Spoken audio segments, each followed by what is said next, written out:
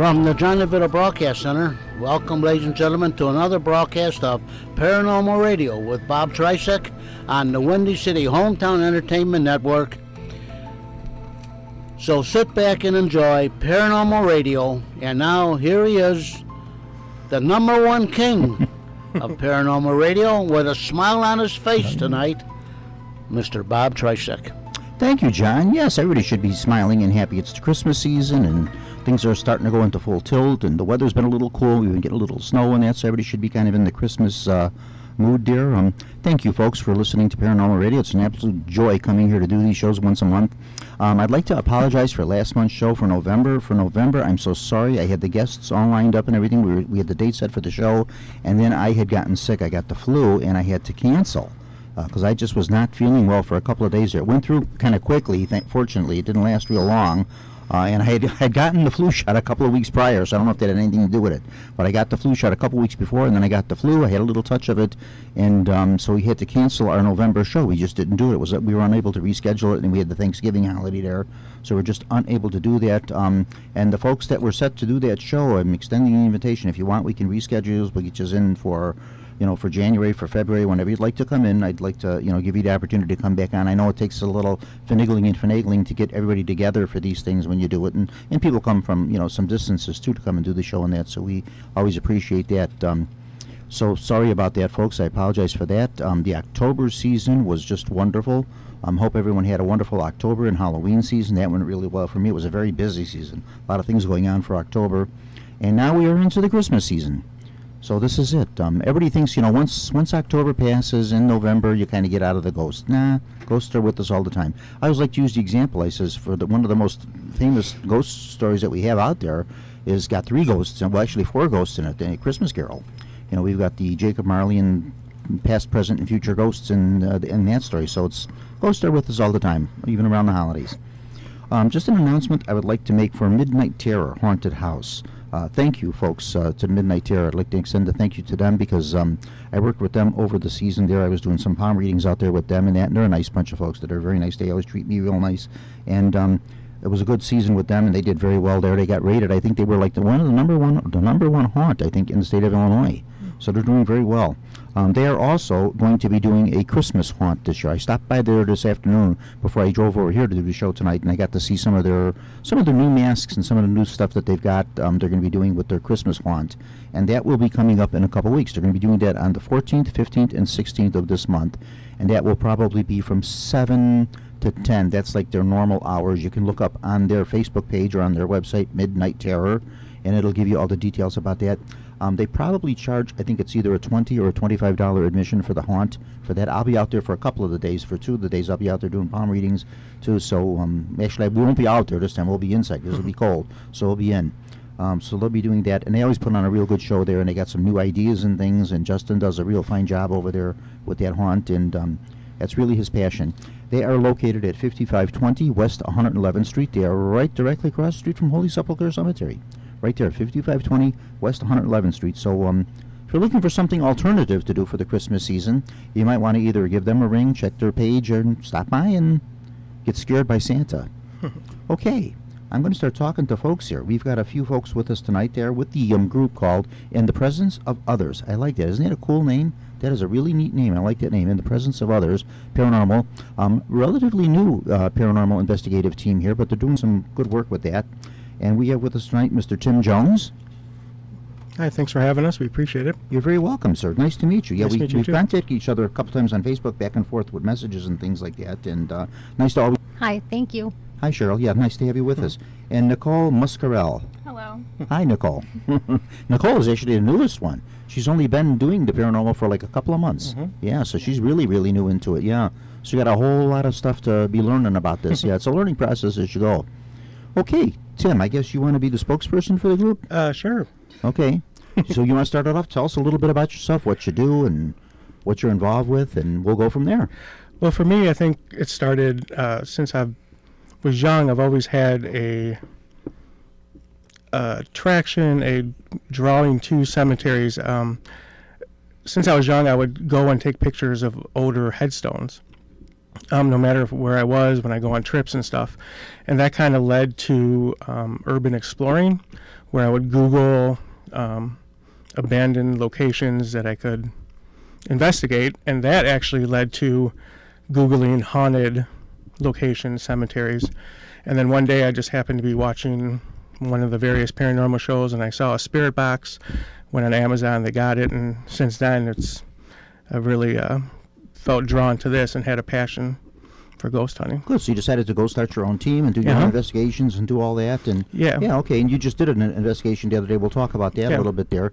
And but I would like to get everybody into the conversation. Yeah, of course. Cheryl. Yes. What brought you into the paranormal? You've been with it for a couple of years, haven't you? Yeah, I have. Okay. Yeah. Almost 2 years, I think. But what brought me in, I've always had a fascination with paranormal. I had an experience when I was a kid, and I think a lot of people that investigate do, and which was really odd and didn't understand it back then. But yeah, anything that I can get my hands on, I read, and I'm just loving it. It's a lot of fun. Good for you. Yeah, that's good. That's always, for me it was that way too. It was always around me, stories that I grew up with, that I heard, and then everybody knows my story. My brother Ray had been doing some work with parapsychology and kind of got me involved with it that way. And then he sort of fell away from it and went on and did his career and married and did his thing and all that, and kind of got away from paranormal, but I kind of stuck with it. And then there were a couple of years too where I was away from it for a while too, but then it wasn't too far. It was something like always on the back burner. You know how that goes. And then of course when you retire, then you have time, you devote more time to it, so that goes. And Nicole. So mine kind of started with Tim. I would go on these explorations with him to all these abandoned places, and I like taking pictures and doing the artsy side of it. So. Okay, good. So you're like the team photographer. Yeah. Okay, good. The AV person of the group.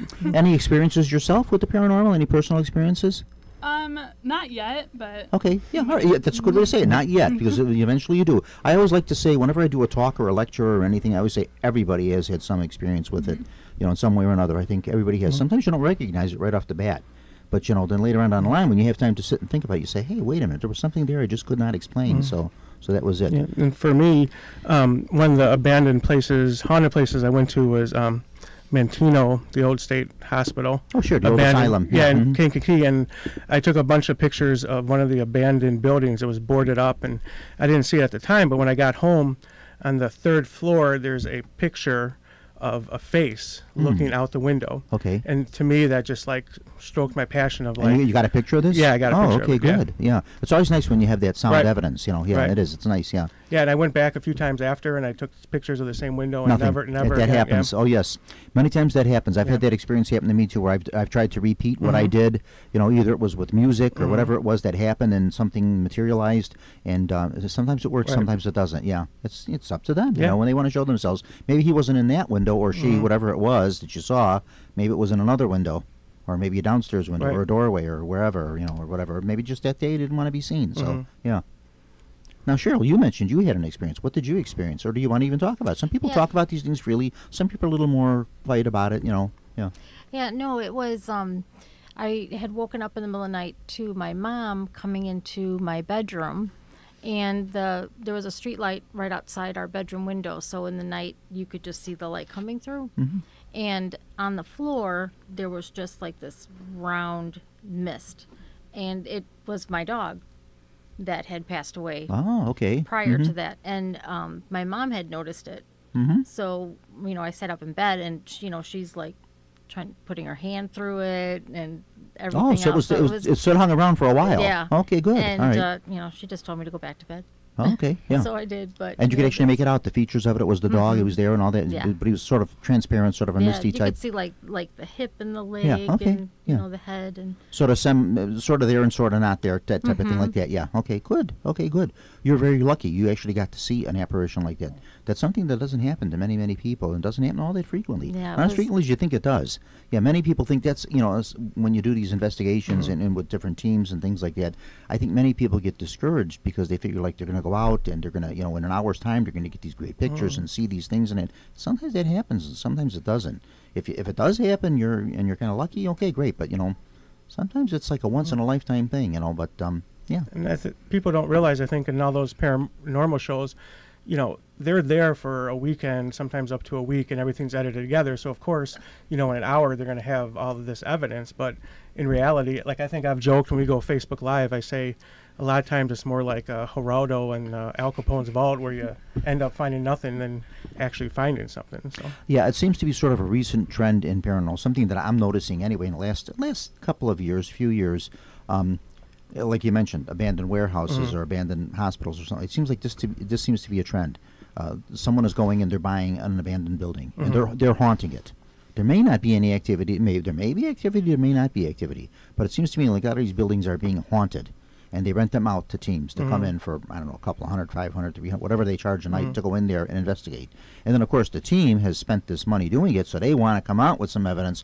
So everything has something in it. Every recorder has something on it. And I listen to these things or look at these things, and I thought to myself, you really don't have anything there, but you don't want to tell them that, you want them to have their day in the sun or their night in the moon, whatever you want to call it, yeah. But that seems to be sort of a trend. And you brought up a good point, Tim, about the shows. People always ask me, they say, which shows do you watch? And I says, I really don't watch any of them, but not because I have anything against them. I just have a very good reason. I don't have cable. And most of these are on cable, and I don't have cable, and I just don't see them. Occasionally I do glimpse them here or there and that kind of thing like that. And, a good thing, bad thing. On one hand, like you said, people think they're going to watch this in an hour and they're going to do the same thing they did in an hour, and that doesn't work that way. As you guys know, you've done these investigations, one recently, which we're going to be talking about a little bit, that you just did. And so, you don't always get this evidence, this instantaneous evidence and this instant gratification from these things. Sometimes yes, sometimes no. But then the positive thing is, okay, if these things someone does watch this, and maybe this sparks their interest in the paranormal, and they want to go on and do some research and do some investigation and some things for themselves, that's good. So it's, like you say, good thing, bad thing. So it has a positive and it has a negative. The idea is you can differentiate between the two and say, yes, I'd like to do this, but you've got to understand what you're seeing there in an hour. Maybe, like you mentioned, they're there for a weekend. It's a 24-hour, 48-hour thing, and you've got all this tape and all this camera, and you've got to go back and look at this and see if you see anything, and that's where the tedious comes in. That's the same thing with anything. Archaeology is the same thing. You're out in the desert for many, many months a year, picking here and digging there and digging here, and you might get a dinosaur bone, you might not. It's very rare to get the complete skeleton like Sue or something. So it's that way with most of these fields. That's how it works. But you have to be diligent at it and serious about it and passionate with it, and hopefully it will happen for you. But you don't want to see people get discouraged because it doesn't happen instantaneously. But anyway, that's where I kind of see the paranormal going, is they're kind of haunting things, just sort of, well, there might be a little financial thing with it, like where they want to make some money off of it, and some of these buildings I don't think have any haunts in them at all. I don't think they do. Not every single abandoned building out there is haunted. I think it might be just something that they're doing for a little money making. If the building looks creepy enough, they think, well, it might be haunted, but sometimes it is, sometimes it isn't. So just a sort of a little sort of like a caveat emptor, buyer beware. Yeah, and then they have those places that they say are haunted, and then for the holiday, for Halloween, they make it into a haunted house. I mean, we've had that where I've been to a few places, and it's like you come around the corner and there's a mannequin there, and it's like Oh yeah, but I think those are not trying to literally. I don't think they're really trying to deceive people. No. In saying that it is a legitimate haunt. Right. It's just entertainment. They're doing it for that, Right. Like But the one I just mentioned here, Midnight Terror. That's what they do. Yeah. And then they say that they do have some activity in their building, and I did actually feel a couple of things in that building, Yeah. but I don't know. It used to be the building they're in used to be the old Dubois Fabrics building. They used to sell Naugahyde and upholstery supplies many, many years ago, and then it was abandoned, and then they took it over, and they have like a permanent building in there, and they've done a very good job with it. But they claim that there are a few things in there, and I did a walkthrough with someone, actually with a couple people, and I did feel something. The trouble is I felt something in one spot, and the person I was with felt it in another spot, and I felt two things there, and the person said, no, you're wrong, and I said, well, I don't know if you could say I'm wrong. I'm feeling something over here. You might be feeling something over there. Maybe the thing moved, or maybe it's something else. I don't know, Just don't know how that's going to go until you do more serious investigating on it and try to find things out. I think that's kind of the frustrating too, is one of the reasons why we wanted to start a group is like there's just so much competition and drama, and it just seems like we should all be in this for the same reason. Like, it is great if we get some kind of evidence, but we're not necessarily getting evidence to like make us look better. Like, any evidence anyone gets helps the cause and helps what we're all trying to achieve. So for the greater good. Yeah, the greater good. So. Yeah. Yeah, I agree too. If that's what you're doing it for, if you're doing it for the paranormal field, yes, that's great. That's wonderful. But if you're doing it for the self-gratification or for the financial end of it, and don't get me wrong, I'm no different from anybody else. You know, if I can give a tour or do a lecture and get paid for it, of course, I like to get paid for it too. You know, I'm no different than anybody else. But I think you kind of have to draw the line between what are you doing this for finances, you're doing it for money, or are you doing it for the work, for the research, and to advance the field. What I've been saying this over and over, what I'd eventually like to see this come to is a recognized field like parapsychology. I always like to use the example of chiropractors. Maybe 30 years ago or 40 years ago, a chiropractor thought of quacks. You know, they weren't thought of legitimate medicine. Now a doctor that you will see, the doctor will say, yes, we're going to send you to a chiropractor. You know, they're kind of working hand in hand with the medical field now. Eventually I'd like to see that kind of thing happen with the paranormal, where it becomes like parapsychology. It becomes more recognized, more scientific. But if they're going to keep doing a lot of this who's-got with it, I think people laugh at it and blow it off, you know, just guffaw at it. But down the line, I think it will. I think it will be recognized. And that's one of the things I really like is that you kind of mentioned it. Like, you know, I could take a picture or I could capture something on a spirit box, and to me, like, I could see what's in that picture and I could hear that in a spirit box. And just because someone else may not agree what they see or hear, it doesn't mean that, like, it's actually not something there. Like, everyone's going to see something different, everyone's going to hear something different, and it's really like a personal thing of like what you feel you captured. And I really like that because it's different for everyone. There's a good deal of truth in that. But however, if you're getting evidence that's going to be presented as actual evidence, it should be something that's very easily recognized by everyone. I mean, even a person that has nothing to do with the paranormal should look at this and say, yeah, I see something there. There is a figure of a ghost coming down that staircase, or I see something, I agree with or that. I hear something I can recognize. I always have trouble with the voice recordings, with the EVP and with the voice boxes and that stuff like that. Personally, myself, I might be a little old-fashioned about that. I prefer to work with a good medium. When I work with a medium will work with me, and you'll get names, you'll get events, you'll get sights, you'll get sounds, you'll get things. The boxes and stuff, and like I say, there are some good with them too, but a lot of it is just ooh, ee, ooh, ah, ting, ting, walla, walla, wing, wing, and, you know, occasionally hear, oh, did you hear it? It just said your name. It said Bob. Oh, did you hear that? It said this. And it's like a word here or a word there or get out of here or something, you know, and it's like sometimes I hear this and sometimes I don't.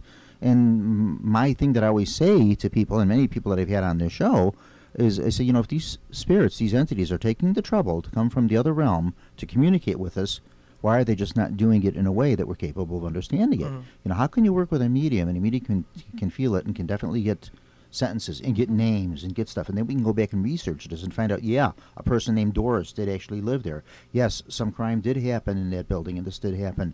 You know, with these boxes, we just don't seem to have that, you know. But like I say, there's good with them too. You know, they're not. I'm not blowing them all off as nonsense. They're not. They're not. So, any feelings on that, or? I actually think that I've captured a lot of stuff on the spirit box. Okay. We have a Facebook page, In the Presence of Others Paranormal, and I've posted stuff, but we've gone to Aux Sable Cemetery a few times. Sure, okay. And I don't think that they like me there because we've captured on the spirit box, I was called a bastard and I don't know what I can say or not say, a-hole. Okay. Also, and it comes like perfectly clear. It's not, you know, just like, I think it sounds like that. So I think I agree with you, but I do think that there's some times where it's just so perfectly clear and it's like specific to a question you ask. It's not just like a random phrase. If it's clear as a bell and it's responding to what you're saying in that, then it's legit. Right. But Tim, you seem to get a bunch like that, though. That some people too, really maybe a little clear. more receptive to it. Sometimes person's more receptive to it. Right day, right person, wrong person. You know how this stuff goes. How about you, Nicole? Now, you've been in this for a couple of months doing this. Anything with you, or how do you feel about any of this? It's actually funny because every time I ask a spirit if they want Tim to leave, it's usually yes. So, and I was. Do you think maybe they want him out of there and they'd rather communicate with you? I actually, when we were a few weeks ago. Did you ever try that approach? He had left the room and we had got something, and then he came back, and that's when I asked, "Do you want him to leave?" And that's when it said yes multiple times. But okay, sometimes it doesn't want to talk to a man. It may want to talk to a woman. Sometimes you're a little more open to it or a little more open-minded about it. He's maybe a little more experienced with it. They don't really want to. You know, they feel these things. You know how it goes. It was actually at the Roadhouse in Oregon, Illinois, and it was where it was Mary Jane. I don't know if you're familiar with the story. She was murdered, and the last place where her and her boyfriend were before they were murdered was at this place. Okay. So we thought we were trying to get to Mary Jane. Yeah. So like if she was murdered by men, we kind of felt like maybe she didn't want to me. talk to a man. She would Yeah. like to talk to. That's what I just got through Right, saying. Yeah, yeah. Sometimes they like to communicate more with a woman than a man, or sometimes a man more than a woman, or someone maybe not so much into the paranormal. They want to Right. speak to somebody. So a lot of different reasons for why something. Sometimes you have two people there, and one person will see something, the other person nothing. One person hears something, the other person nothing. Sometimes both people do, or three people, or four people. Sometimes only one person. And everybody's looking at them like, well, what's the matter with you? I'm seeing it right here. And they're like, no, I'm just not seeing it. I've experienced that myself too. So, there's a lot of different ways this works. Yeah. Cool. Now, you guys just did an investigation Friday. Yes, at Conover Square in Oregon. Okay, Illinois. Conover Square in Oregon, Illinois we're talking about. Yeah. Where exactly is Oregon, Illinois? It's about 45 minutes, half hour out past Rockford. Oh, okay, so it's a little bit of a yeah. drive. From here anyway. Yes. Yeah, from you where you guys are, it's Isn't probably a it little closer. South of Sycamore? Yeah. Yeah, I it's think so, right yeah. outside Sycamore. South of Sycamore or north of Sycamore? It used to be I an actually old know. piano factory, and now it's like an antique mall. Oh, so it's an open place. It's not Yeah. an abandoned place. Yeah, so like during the day it's Oh. an antique mall, and then they have tours that you could do at night after the mall closes. Ah, okay. Now, did you pick up anything? I think we actually got stuff on the spirit box. If you had time to go over it. Now, you just did this Yeah. investigation Friday, so you may not have had the chance to actually go over everything. So there's times where when we use a spirit box, like if we think we hear something, we'll kind of stop and we'll kind of play it back. So we actually played it for the two tour guides, the owners, and they thought too. It was like there was a very, very creepy whisper. We couldn't figure out yet what that was. Now, let me make sure I'm getting understanding this right. It's an antique mall. So Right. it was at one time a piano yeah, factory. big Right. piano factory. Okay, and then that closed. It was a big warehouse. They decided to turn it into an antique mall. And then now from the antique mall, they say, yeah, we have activity in it, and they give you tours. Yeah. Now, I'm guessing they charge people to come in for Yeah. these tours and things. And they actually have guides that will guide you through Well, it. if you haven't been there before, the guides will take you. But this is my, I actually went there with Snap It a few times, Okay, so I've been there before. So if you've been there before, they stay on the premises, but they'll let you investigate by Okay, yourself. right, so you can roam there's like around, yeah. a middle area where all the antique malls are, but then there's a huge upstairs and a huge basement where people store all their antique Sure. stuff, so you could investigate there. With that, it might be a little difficult to determine what's actually the building and what's actually the antiques. Right. Because sometimes these things have these attachments with stuff Yeah. and bring Right. it in. That's what. The building's 120 years old, Okay. Yeah. so it's Yeah. been around. Yeah, been around for a while. Yeah. Mm-hmm. And then we picked up the gotcha? Yeah, gotcha. Yeah. But then it was like, what was before the gotcha? It was like a growl or growl, and then you hear like gotcha. Right Okay. after growl, and then like I said, we played it for the two owners of and they heard it too, and they said that they get a lot of stuff in the area where we were. So Okay, so you're on the right track then. yeah. Then there was that one upstairs that it's like they were trying to say Sarah. Well, he did end up saying Sarah, but it was like Sarah, Yeah, and it was spooky. Holding on the S, huh? yeah. They said that Sarah. they had a medium come out there, and so they think that there's a little girl there, Hannah. Hannah's in the bathroom. Sarah's Hannah's in the upstairs. bathroom, but then they actually Ghosts love to haunt bathrooms. They love to haunt bathrooms, yeah. I have a theory about that. I say it's either the mirrors or the water or a combination of the both. Because water and mirrors, something. I know people that won't buy like an antique dresser with a mirror or anything because they say those mirrors hold things in them and they won't have anything to do with them. Well, they say like people that don't even know about the little girl spirit will go to the bathroom there while at the antique mall and come out and like go up to someone that works there and say, there's a little girl in the bathroom looking for her family. But anyway, they said that. Oh, yeah, we know all about Yeah. her. They said they had a medium come out recently, and the medium picked up on the name Sarah, who was another little girl, and the medium picked up on her upstairs. So we were trying to channel through her, Okay. and we actually got. Yeah. Do you find now when you do an investigation, myself personally, I like to do an investigation not knowing about it. Mhm. When I go into a place and not know things about it, and then when I'm picking up, I say, okay, we got to name this, we got this, we got that. Does this make sense to anybody here? And they'll say, yeah. That's the person that we have here and that. When you already know it, you kind of are looking for Sarah, or Right. you're looking for Hannah, or you're looking for whoever it is. Which a lot of times if it's a known haunt or a famous one, but. I kind of like to know a little bit when I go into Mhm. a space, though, because then you kind of know what questions to ask or what might spark something to respond. Okay, so pro and con with that, yeah, okay. And I think it's good too because I investigated actually with All City Paranormal. Okay. And we went to the Monroe House Oh, sure. in Mhm. Indiana. Mhm. So I did a lot of investigation about that, and I actually kind of think I worked myself up a little bit more because supposedly was a lot of demon activity there. So I kind of wanted to read up on that. We didn't actually fill or capture any of that there. So, but I think of some places it's kind of good to. That doesn't mean that the activity doesn't go on there. Right, Just that day, nothing was going on. Right. You know, so sometimes that's how it is. It's hit and miss. You know, every person that goes by Resurrection Cemetery doesn't see Resurrection Mary. You know, it's a very select few, which Would be really cool. I have found out over the Yeah. years. I've been, you know, a good 40 years on her trail and have never seen her. So You've never seen yeah, her? no, nothing even remotely close to her. Yeah. Yeah. Do you know anyone that you could trust? Oh yeah, that's I've seen her? talked 32 different people. Yeah, Oh, I've, wow. I've got about 32 different people that I've documented over the years that claim to have had some encounter with the Resurrectionary, with that entity. Yeah, Wow. yeah. Some are a little far-fetched, but I believe they may have experienced something. It may have not been her, but something. But many of them, yeah, spot on. They've definitely had some kind of a connection to her. Yeah.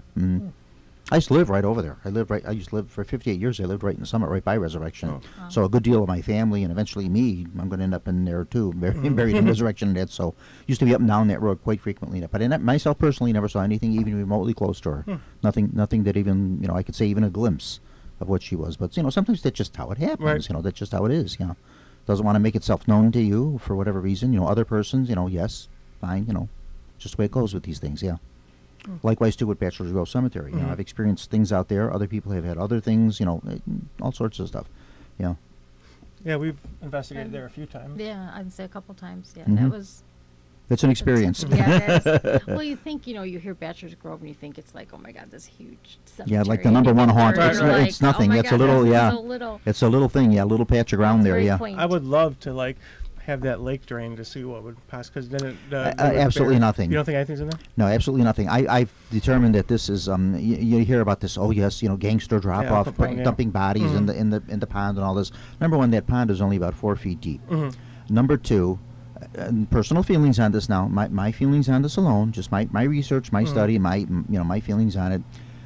People have been in that pond, and they've actually pulled headstones out of that pond that people have thrown in there, Right. and no one has ever found anything, even no kind of human remains at all. And then my third thing is, why would gangsters from the 20s, the 30s, the 40s, whenever, why would they drive all the way out to Midlothian to dump a body in this little pond when you've got so many other places Right. where you could have hit them that would have been a lot more closer and probably even hidden better than this little 4-foot deep pond? So, story, yes, it's a nice story, adds to the mystique of the Grove, a nice thing, but I think it's just urban legend. You know, I think that's what it is. You know, you know, I don't, like you say, personal feeling. You know, if any gangster drop-offs did happen there, I don't know, but I don't think there were. Yeah, I don't. You know, just a feeling on that. Yeah. Do you think that picture of the woman in white is legit? Or? Oh boy, you listened to that broadcast, didn't you? Yeah.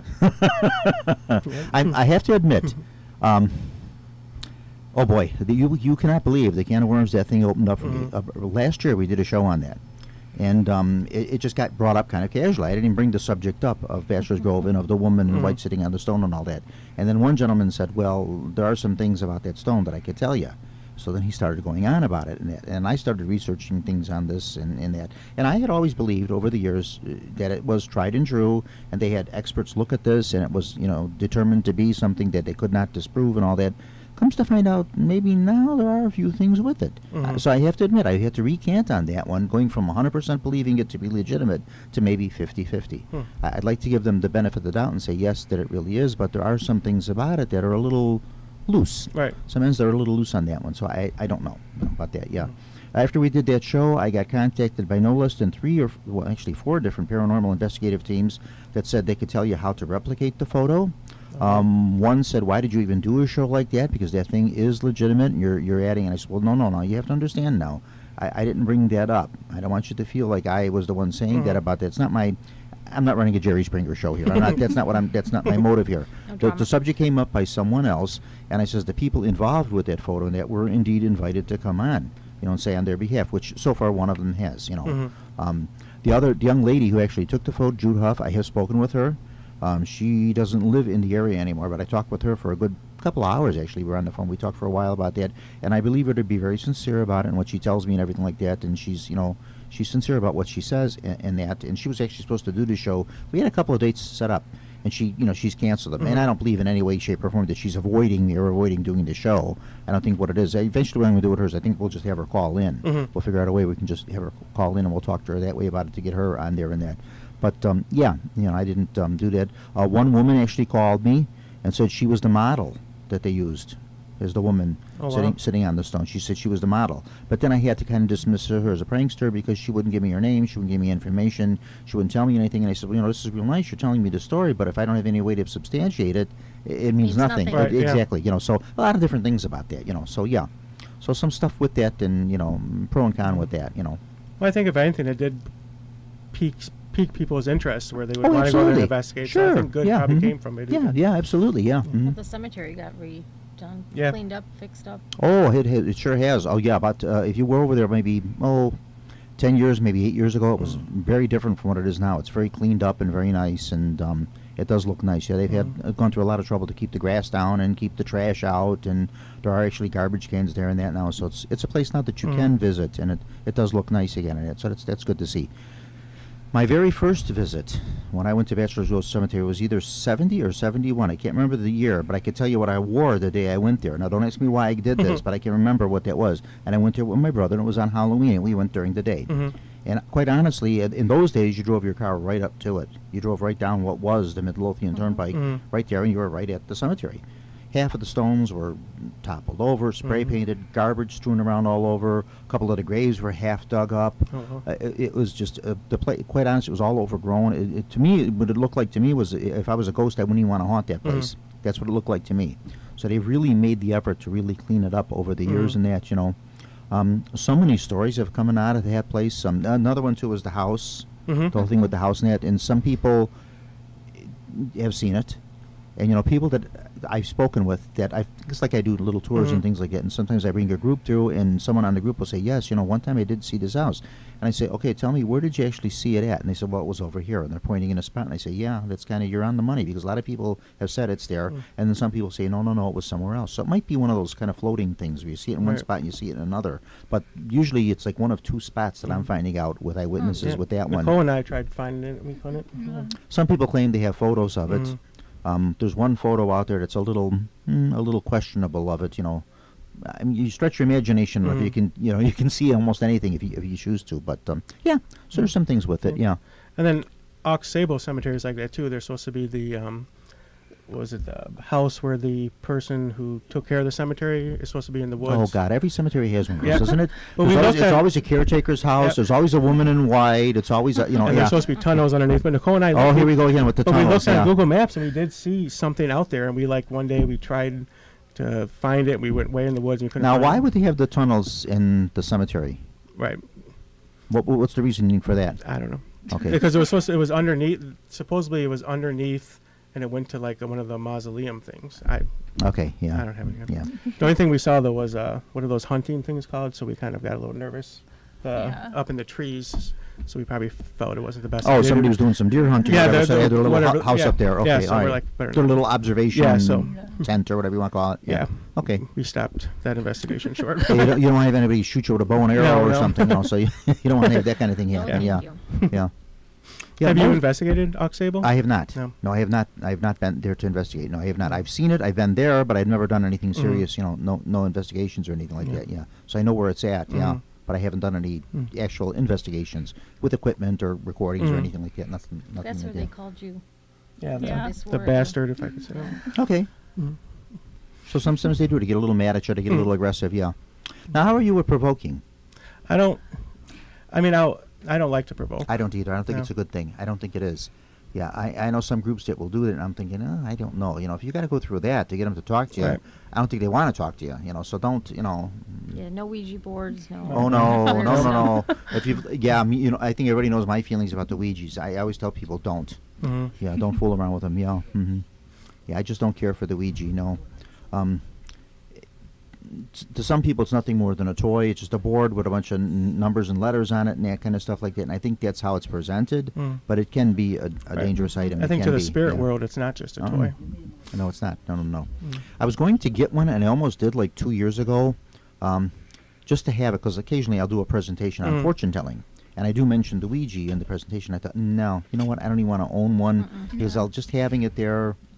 It might encourage me to someday start fooling around with it, and I don't want to. I really don't want to because I just don't like those things. Too many people I know have had bad experiences with them. So Nicole and I were investigating a abandoned house, and we found this creepy-looking doll. So we took it, and then we kind of did a spirit box session, and we asked it what its name was, and we heard Maya come out, and when it says Maya, I was filming it, and like its energy got drained because kind of like the battery went really low when it said Maya. Well, anyway, she kept it in her car, and she swears. I mean, she could tell you. She swears that there were days where she would go in her car, and like the front seat would be moved, and stuff would be moved in the car, so we had to get rid of it. Yeah, it was I mean, and a dumpster isn't really getting rid of it. No, so happens. Hey, that's true. It's not in my car. Yeah, happens. Things move around. Yeah. Yeah. Yeah, it does. Yeah. and then we actually. Oh, I'm sorry. No, I was going to say it could be the doll. It could be something else. Yeah. Actually, that you brought in there. You don't know. Well, I also had that deer, deer figurine that we found in a cemetery. Yeah. We kind of just stored stuff in my car for a while. Probably not the best idea. Why are you putting them in your car? I was going to say everything is up in your Yeah, that's car. right. Yeah. It's because I drive. She's the AV and the Uber driver. so she- Okay. Yeah. Driver.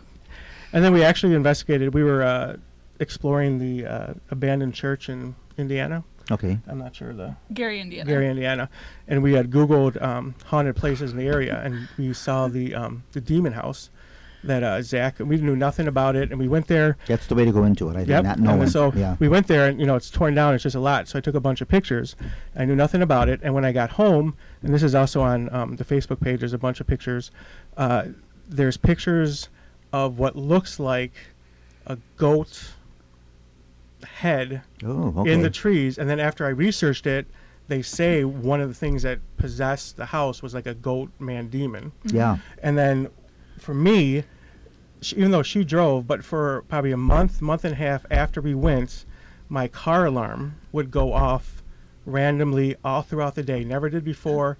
For a month and a half, stopped, never did again. And then when I watched Zach's movie about it, it said that the demon would possess men electronically, women physically. And it was just very weird that after we went for like a month and a half, all times of the day, night, the car alarm would just go off and then just stop by itself, and it just stopped. But it never did that before we went. Interesting. Yeah. Did you ever get it checked and say there's something wrong with this alarm, or no? You just kind no. of let it run its I just let course it run and its that's course, it, yeah. and it eventually righted Yeah, it itself, just and that was it. stopped. So whatever it was just finally left, or Yeah. or it went dormant. Maybe it's Right. still there, and you eventually you're going to get surprised again. Yeah. Hopefully not. Yeah. no. Yeah. Not when So I'm it looking. affects women physically. And now, it said now in affects what way would this affect women physically? Well, I think they, just based off the movie, I think one of the girls was possessed who went there. Now, what movie are you referring to? Zach, he did was it the Demon House? Yeah, it was a Zach from documentary. Ghost Oh, Adventures? Demon House. Yeah. Okay. Yeah. So he bought the Ghost house. Adventures. Yeah. Okay. He bought the house and then he tore it down because he said it was the most. He bought it and he tore it down. He bought it, and then after investigating it, he said it was the most evil place he's ever experienced. So Okay, he tore it but down. well, if he's, I would think that he would know even tearing it down. Right. It's Isn't still gonna going to be do in it. that atmosphere. Right. It's still going to be that. A lot of people think that. Especially because he said the basement was a portal to hell. Right. I mean, the basement's still there. It's Right. underground. Even if you bury it in, it's still it's still there. Right. Yeah. Even the atmosphere is still hovering over that territory, that land. So yeah. Yeah. Well, we'll have another haunted house when somebody builds on it. Yeah. Well, they Yeah. said that people still go there and would do seances and stuff on the grounds Sure. and stuff. Yeah. Mhm. Yeah.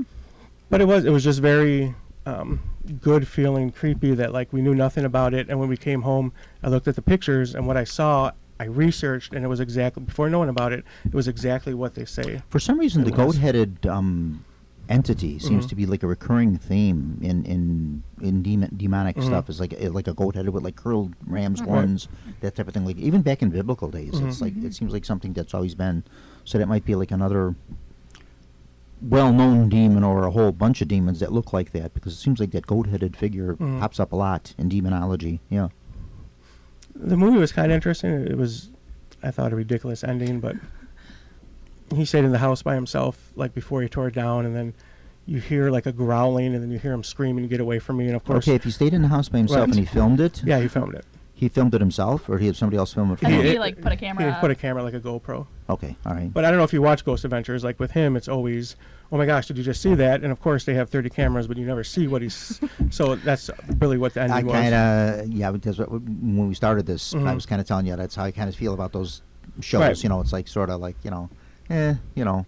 if, like you say, if you stretch your imagination enough, you can almost make yourself see or, convince someone else that they're actually seeing or hearing something when it may not actually be. Or they always say like they're all of a sudden there's like a big, huge cold front that they're walking through, and of course you can never prove it. And just adds to them. Well, there's that one that they had with the brick that went through the room.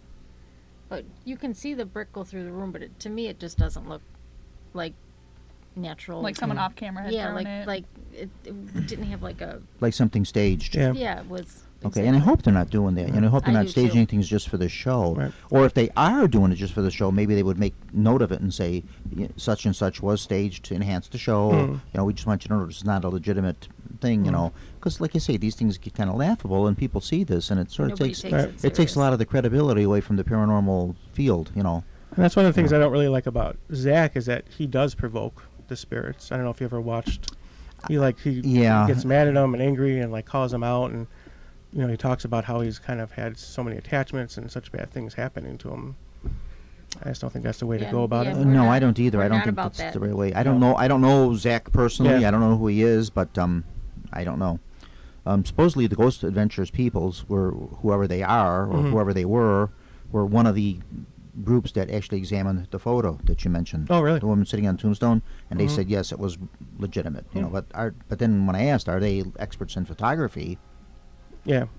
We're really not. So, I don't know. So, this way, that way. 6 of one, half a dozen of the other, That's just how it goes. Yeah. So what do you think about all this stuff, Nicole? I mean, since I'm so new to it, I don't have much, but I'm just kind of going along with it. Talking about provoking, I actually wanted to leave a recorder in our room after they told us to leave, and Tim was the one that convinced me that we shouldn't. This was on Friday, I try to be very respectful. Like, who did not want you to leave the recorder in the room? Well, we had gotten it on a spirit box that they wanted us to leave, and I said, well, let's just leave a recorder if we're still going to be up here. Like, we were going to leave the room, but she wanted to leave a recorder. Oh, sure. But I said, like, since it sounded so adamantly they wanted us to leave, I wanted to be respectful. I didn't want, even leaving a recorder, I kind of thought that... The spirit you were communicating with wanted you to leave. It said, on the spirit box, we said, do you want us to leave? And it was a very profound yes. Okay, so you leave, but leave the box there. Yeah. Yeah, but he still didn't want to do it. He didn't want to do it. You didn't want to come back and see your box smashed in When I met, I pieces. just wanted to be respectful. Like, okay, yeah. Now, how about the Devil's Box? You ever worked with that? No, I haven't either. I haven't as of yet worked with that one, but they claim they get some pretty funky results with those too. Yeah. I know he's just been really lucky with the voice recorder, and we got some pretty good photos. Some people are. Some people are maybe just a little more in tune with it spiritually, whatever, and they're just a little more receptive to it. And then sometimes too, like you say, right person, wrong person. Persons you might do it with your team, and then somebody else is picking it up, and you're not. And it's funny how it works. Sometimes they just want to say something to you and not to this person, and But I also think the good thing about our team is that I'm willing to go back and say, like, I went on an investigation and we were in a cemetery, and I took this great picture, and it looked like a scary demon face, and I posted it on Facebook, and I'm like, look guys, and people all thought it looked like a demon face, and I went back the next day because it was at night, so I went back in the day, and I found out it wasn't a demon face. The flash just picked up a vase that was next to the cemetery. You debunked your own it. So photo. I put the picture up of the vase, and I said, it wasn't it. People kind of made fun of me, but like it's better to be, I think, truthful. No, they should not make fun of you. That's I think it's a very commendable thing. Because you could have always said, no, this is legitimate, and it's sworn, and it's tried and true, and I was there, and I, but you saw, you said, wait a minute, I got fooled by this myself. Something you do that. Sometimes I recant on that myself too. If I'm wrong about something, I admit I'm wrong. Nothing wrong with that. I don't care. What do I care what anybody thinks? If I feel it's right, I'll say it's right. But if I feel I've said something and it was wrong or whatever like that, and I said, well, no, this turned out not to be. One time I was on an investigation like that too. We were there for a few hours and nothing coming up, nothing, and then all of a sudden on everybody's camera, orbs are flying all over the place. Holy cry eyes. About 3 o'clock in the morning this happened, right? One of the guys with the group says, wait a minute, guys. You know what this is? It's dust particles. They're kind of blowing around here. We're all getting a little tired, and we're not, I started laughing. I said, you see how easy it is? It can sucker you in, it can, it can happen, Yeah, but dust is a big one for orbs. Oh, yeah. Orbs are kind of a hit and miss with those, There's so many photos of orbs out there. A lot of investigators now won't even look at pictures of orbs anymore because there's just so many of them, and they're just I always tell people a good part of what you do with paranormal investigating in the paranormal field is actually debunking. You do a lot of disproving more than you do proving. You know, like you did yourself. You took this photo, you couldn't explain it, and then later on you went back and you realized what it was. You debunked it yourself, you know, and that's what you do a lot of, you know. When you exhaust all these sources, you know, was it something with the light? Was it an animal that walked by? Was it done at 3 o'clock in the afternoon when the sun hits it in a certain position, and et cetera, down the line? You know, any one of 1,000 reasons. You go exhaust all these sources, and then it's something still occurring there. You say, okay, now we got something we just cannot explain. This is something of the paranormal.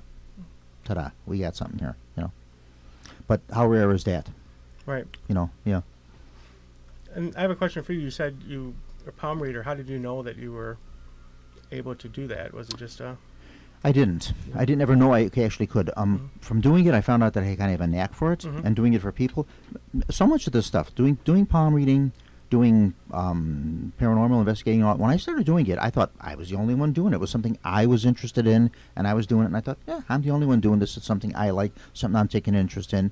Boy, was I wrong about that. There's the whole, and especially as of late, recently, it seems like more and more people are coming into it in that. Palm reading was something I studied. I studied it on my own. And when I started studying it, I think there was 1 book or 2 books available on the subject, and that was about it. I did a lot of it on my own, just by looking at my own hand. And I noticed lines do move and things, you know, change about that. And then I started doing it more and more and more and more. And New Orleans I love, and if it weren't for Hurricane Katrina, I would be living in New Orleans right now. One reader down there, I went and signed up for like a little class of his that he did. And it turned out we had like a one-on-one. And I sort of hit it off with him, and I wound up, this was like an hour session, I wound up spending like the whole afternoon with him. Wow. And he gave me a lot of pointers and tips and stuff, and I was doing things with him and that, and he says, you know, you're kind of good at this, you should be doing it a little more than you're doing it. So then I kind of felt like, all right, maybe I should. You know, if he's a reader, and he's, you know, pro at this, and this is what he does for his living, and he's telling me it, you know, maybe I'm misreading this, no pun intended, myself, and it should be doing more of it. And then I started. I started doing more of it, and I found out, yeah, I do have a pretty good track record for accuracy with it, and that, you know, sometimes you're off too. You get a reading where sometimes it's off. Sometimes you'll tell somebody something, they're saying, no, it just isn't making any sense. Sometimes it makes sense later on down the line. It does that. But do they ever get back to you and say? Oh yes, I've had that happen. Sometimes where people are able to contact me. One time I had it happen where I told a woman there were 3 siblings. And she said, no, there's only 2. There's the sister and there's myself, and that's it. There's only the 2 of us. Dad, and I said, well, all right, you'll know. You'll know if there was a 3rd. But sometimes it's one died early on or a miscarry or something like that. And I didn't tell her that, but then later on down the line, she contacted me. She got my number either from my card or something, and she called me and she says, you know, Bob, you were right. She's my sister pointed. I told my sister the whole thing about the reading that you did for me, and she says, yeah, you were too young to remember, but Mom did miscarry. There was a 3rd. You know, we did lose 1, so yeah. You know, so sometimes it happens, you know, that way. Yeah. But like I said, it was just something I was interested in. I didn't think anybody else was doing it. Now, some people tell me I'm intuitive. I don't think I am. But some people say, yes, you are, because they says you're telling more than you would just get from reading the palms. You're putting a lot more things into it, and you're pretty accurate about it. All right, if people want to say that about me, that's fine, but I don't make that claim. I always tell people I'm reading what I'm seeing there, and that's it. I don't have any special magical psychic abilities or powers. I've had people tell me I do, but I don't believe I do. If they want to say it, that's fine, but I don't make that credit, you know, that claim myself. So that's kind of it with me. Have you ever seen anything that like scared you, or? Oh my gosh, all the time, all the time. What scares you is the element of surprise. It could be I'm not even doing an investigation, and you'll see something. That's what scares you, because it's just that unexpected or that thing you can't explain, and that happens all the time. Yeah, you get that all the time. Earlier I had mentioned Holy Sepulchre Cemetery. Don't you like how he's turning the interview around now? He's interviewing me. Yeah, Holy Sepulchre Cemetery. Some years ago, I was going by there early in the morning, like 7 o'clock, 7:30ish in the morning, because I used to do reupholstering work, and I was going to that Du Bois fabric building to pick up some material for a job. And standing out 7 o'clock, you know, sort of a September-ish, coolish kind of morning, misty a little bit, that kind of thing like that. There's a bride standing out in front of the gates of the cemetery. On the other side, you know, in front, like towards the road, there's this bride, like a long veil, you know, all the way down to the ground, sort of fluttering in the wind, blowing in that. And you sort of do the double take, and then when you wing the car back around again, of course, it's gone, you know, nothing. And I just had no explanation for it, and I researched it. Is there anything about a bride ghost there or anything like that? And just about every cemetery has some sort of a bride ghost, but I couldn't find anything with Holy Sepulchre. And to this day, I don't know why I seen this there, but I did, you know. So yeah, it happens. You know, that sort of startled me because I wasn't doing any kind of an investigating or anything, and this was, you know, 40 years or better, you know, a long time ago like that. Yeah. So things like that happen. And in the house that I lived in, the house I grew up in, we had a lady die up there. and we have like a little apartment in the upstairs, and we used to rent that out. And they were an older couple, childless couple, and they lived up there. And they sort of, my brother and I, they kind of took us in as like surrogate grandparents to us. They were very nice to us and everything like that. And Holy Saturday, the one year, she passed away up there. And then years later, when I was in the house by myself, like, after my parents passed away and my brother married and had his own home and everything, I lived there for a long time by myself. A lot of times I'd be sitting in the living room and I would hear footsteps, bump, bump, bump, bump, bump, bump, bump. Somebody walking from bathroom to bedroom, or bedroom to bathroom, back and forth like that. And I remember Mr. Frosty, that was her name, Frosty. I remember him saying that, yes, she went to the bathroom and came back to the bedroom and lay down and she died. And I would always go up then and look to see if I could see it. I never saw anything, but I definitely heard it, So sometimes that would startle me and surprise me. But then after a while, I just kind of came to accept it and say, oh, I know what that is. Right. Not even going up there anymore. I know what it is. Take her to show herself. Yeah. But you do see things, and things startle you, and, that element of surprise, But over years, I've kind of learned to just, okay, I know what this is. It's not frightening me, It's nothing I know it's going to harm me, It's not going to grab me by the throat. It's not going to, That's another one, too, and I don't know how you feel about that. Some people actually claim they have physical contact with these ghosts and with spirits. People claim they've been scratched by them. They've been hit with them, touched, felt. They grabbed their legs. They've done, all sorts of things. One person that I've spoken with claims to have actually had a sexual relationship with a ghost. Actually had that. So, yeah, you encountered that, too, somewhere along the line? Somebody's told you something like that? People to, It was on the news, I think, some lady. Oh, yes, that was just a while back. There was a lady in England somewhere that said she had this, and she was going to marry a ghost. Marry the The one that was going to marry it, yeah. So I don't know about that now. I don't know. It's a little, I think that's carrying it to the other, the real extreme, Yeah, I've never been touched, but like all of a sudden you'll have one section of your arm that just, you get goosebumps. Sure. Oh, yeah. So you're wondering, it's like, well, did somebody really touch me, or was that just... You get that feeling. Yeah. That's that feeling you just can't explain, yeah. There was one time I was in Tennessee, and I investigated a cemetery that the locals nicknamed the Gates of Hell Cemetery. And I was walking through it, and I could swear that something grabbed my right, calf muscle, and I turned around, and the grass wasn't high enough to brush against it. There was no bugs, there was no flowers. I can't prove it happened, and that's the only time anything ever. See, I like happened. the way he does things. Right away, he starts looking for the logical reasons. What could have caused this? And instead of saying, "Oh yes, I just had a paranormal experience here," he right away was looking. Okay, did the grass touch it? Did a branch brush against me? Whatever. A twig, whatever. You start looking for the logical things. I mean, you can't explain them. Yeah, chipmunk. Yeah. But many people that claim they're touched or grabbed or whatever, it seems like they're grabbed with in the legs. I don't know why. I don't know why it's down low like that. I don't know. Some people have been scratched though, and that kind of thing like that. I don't know. Touched on the back. That feeling, that you just can't explain. I think we've all had that creepy feeling at one point where you're walking and you feel like there's something behind you. There's just something there, and you'll even turn around to look, and there's nothing there. Well, Friday, I think at Conover Square, I think when we were in the one area, I think we all kind of felt it was like a old elevator shaft, and you walk over planks to get to the other side, and we stood in the middle, and I think we all felt, and it wasn't on the other side, either side, but we all felt like the hair on our arms and just kind of raising, and it was... Yeah, you had gotten a funky picture over that way, too. Yeah. There was supposedly an older man who they picked up on voice recorder cursing someone else, and I took a picture, and then it looks like... I wonder if anybody fell down the shaft maybe or something and died or whatever. Supposedly there was a repairman that did fall down the shaft and died. Okay. Yeah. So. Sometimes it comes to something, sometimes it doesn't. You just don't know, with these things like that. One time, I used to do the show with another network, and it was actually in high school. And after the show, after we were off the air one time, there was a medium, a pretty famous psychic that I had on as a guest, and she wanted to do a seance. Fine. So the station manager, myself, the psychic, and her husband, we did the seance. And in the seance, she's picking up on a person, like a custodial person that wears glasses. Glasses are always sliding down, he's always pushing the glasses up. Described how he was dressed, gave a name, Robert, this kind of thing and that. And I checked stuff on the school to see if there was anybody there, like in the old yearbooks of a custodian that looked that way or something, or and it just nothing came up on it. But could have been somebody that wasn't there when it was high school. Could have been something before. Who knows? You just don't know.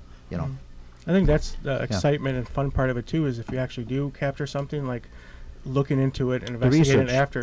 The research is the thing. Yeah. It's very time consuming, but it is. Oh yeah, it is. it's Yeah. fun to do. Sometimes it comes to nothing. Sometimes you just do come to that brick wall Right. too, and you can't go any further with it.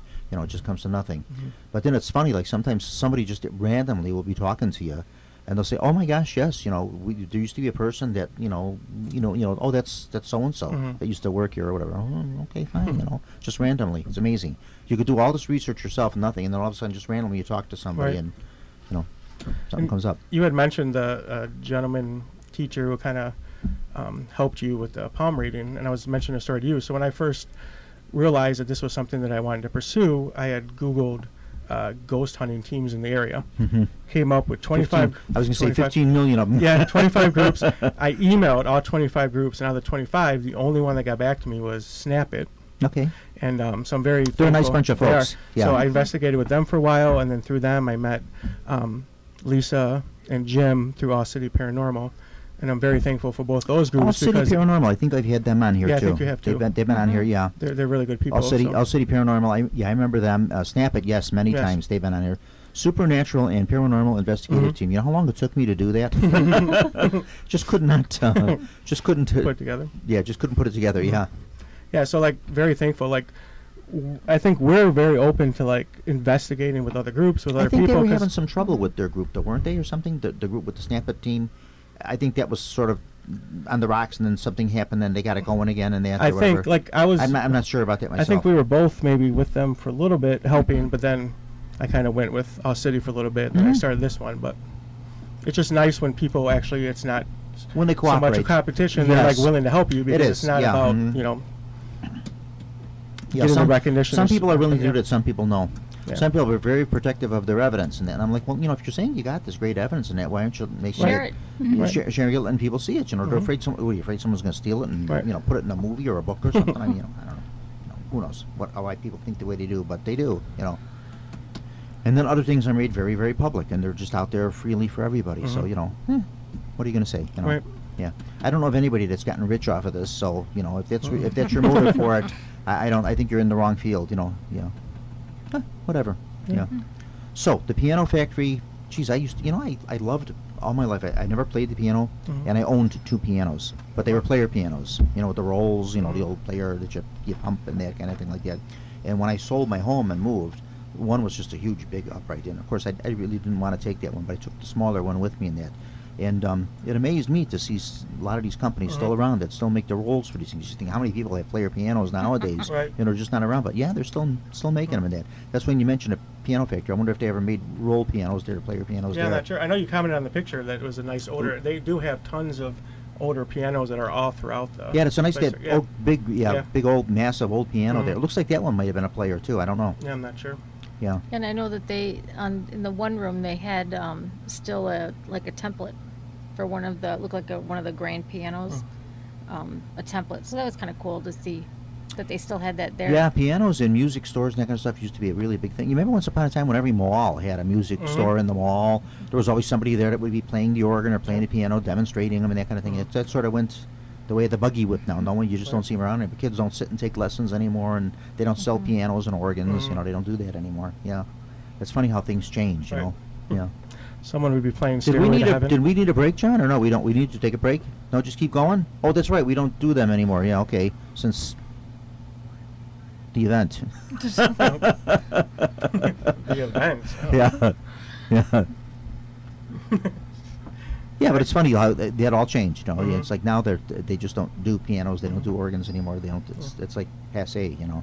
Yeah. And one of the things I did want to bring up is like I try to do differently than I think most people do, and I think you saw the pictures. I like, we have the spirit box, we have the, what's the reader called, the EMF. EMF reader, but I like to try to use everyday things. Like I have a bunch of older antique Fisher Price stuff to help trigger like child Yeah, I saw spirits. that. Yeah. I try to use like the Simon game. We were actually in I believe it was a Joliet jail, and I had the Simon game, and like it was off, and then we had asked the spirit to turn it on, and it actually went on. Turned on. Okay. Yeah, so stuff like that. I try to think outside the box and not use what everyone else uses. Well, you have those little. Oh, I forget what they're called. I don't think you really use them too much anymore. Those little handheld ghost detecting devices with the lights that flash on them. I think that was the EMF Yeah, the meters. EMF. Is that the EMF? Yeah. They still use those? Yeah, we have, EMFs, yeah. they still, yeah. I don't think they're as popular, but they're. Yeah, I think now they've gone on to more Yeah. sophisticated stuff, but still, I mean, they work, Right. you know. Nothing wrong with them, yeah.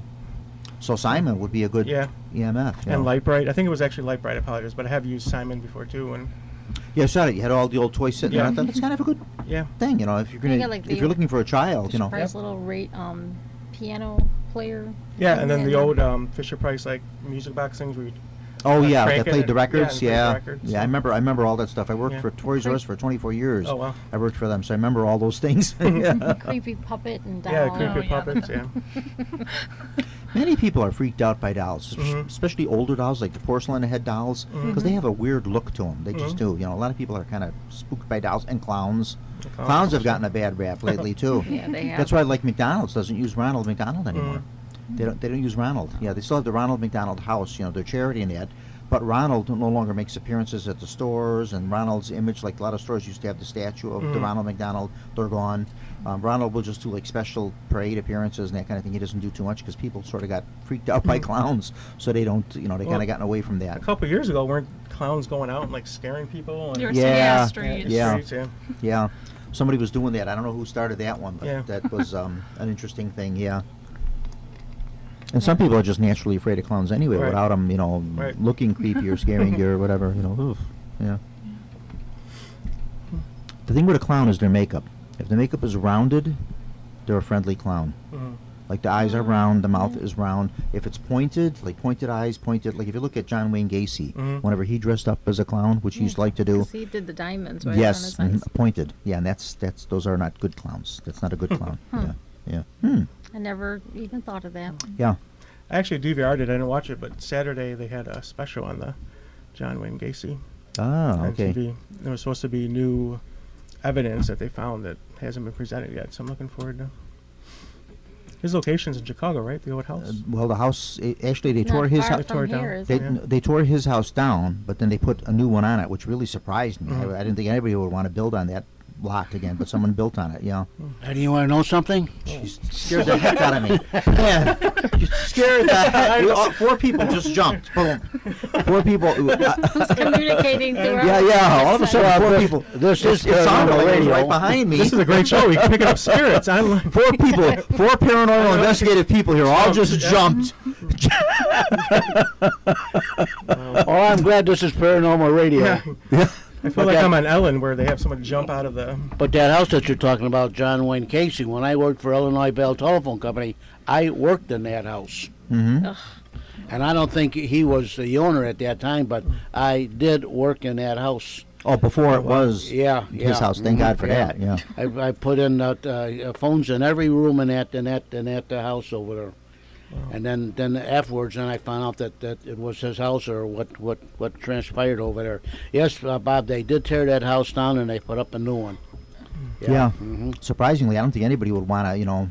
I always tell people if the rent is really cheap or you're getting a good price on the house or whatever like that, you might want Yeah, to there's check probably it a out. reason. You might want to check it out and see if there's something going on there.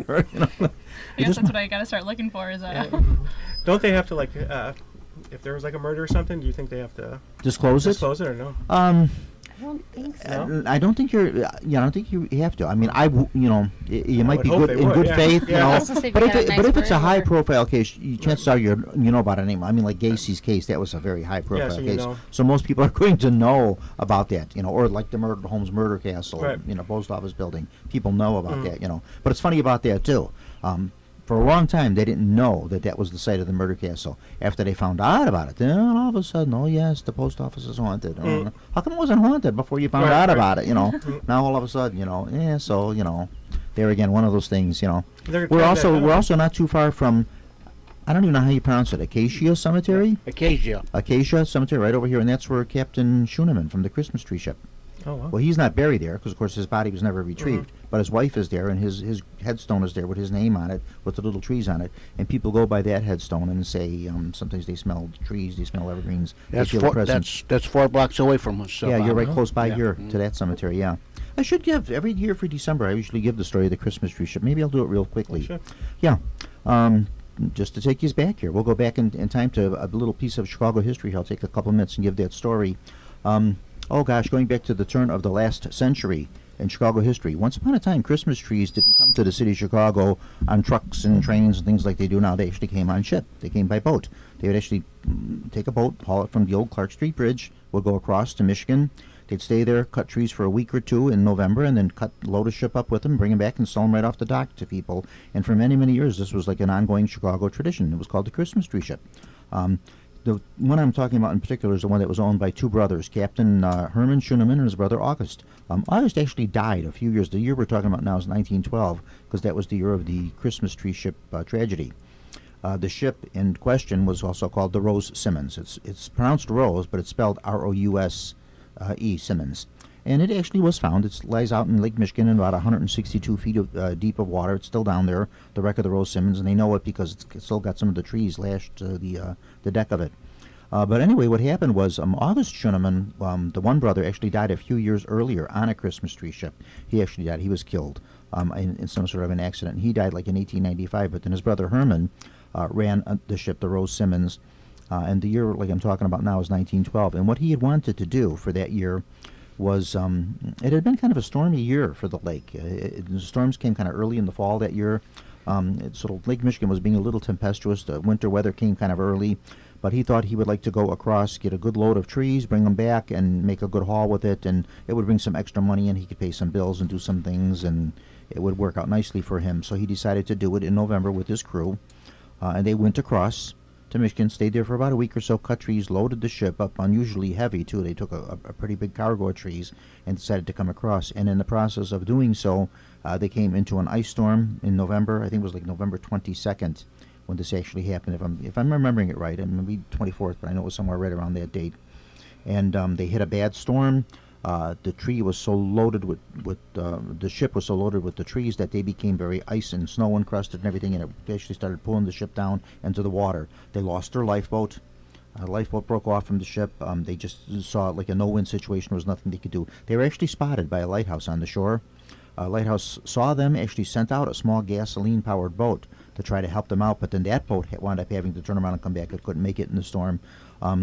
Did send a message out in the bottle, all hope is lost, no hope, we're kind of done for, that type of thing like that. And that did turn up a while later in a bottle or in a container. That message did turn up.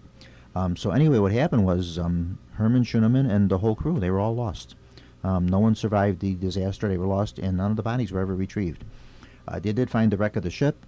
And eventually what would happen, too, is as the trees over the years would break off from the wreckage of the ship and float to the surface, they would wash ashore in Wisconsin and in Michigan, and this would start sparking stories of the supernatural days. It's the ghost of the Christmas tree ship. Christmas trees are bobbing up and they're floating ashore and all that kind of thing. And then a few years after 1912, in 1922, Herman Schuneman's wallet turned up in a fishing trawler on Lake Michigan in a net. He put it like in an oilskin bag, which sailors used to do in those days to waterproof it and keep their valuables, their watch and things waterproofed in that. And his wallet and things turned up in the ship that found it was the Reindeer. That was the name of the ship. So the Captain Christmas, he was actually called Captain Christmas because he was a very nice man. He was actually a very liked man, very nice. He did a lot of things for charity and gave a lot of trees away and stuff like that. And so Captain Christmas's wallet was actually found by a ship called the Reindeer. So that kind of happened with that. Well, of course, like I said, Herman's body was never found, and right over here where we do this show from, about 4 blocks away, which was just pointed out by Mr. John DeVita, that's where his grave is.